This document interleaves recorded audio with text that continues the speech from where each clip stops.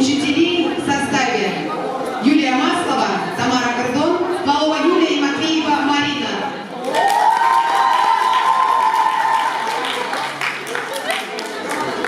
Аплодисменты приветствуют команду учителей.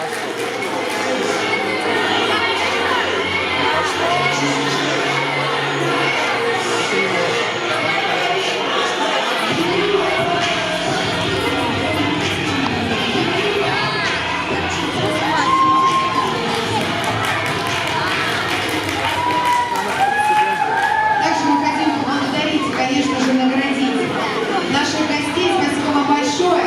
Отдельный аплодисмент физкультурно-оздоровительный комплекс «Гелиос». Ребята, мы также вас награждаем. Выходите сюда. Группа «Макс», «Данс». Девчонки, Да. идите, Ну, девчонки. представители команды у нас остались.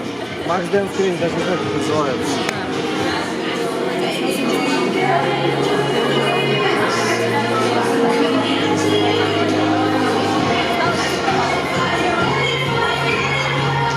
Аплодисменты нашим гостям. Спасибо большое.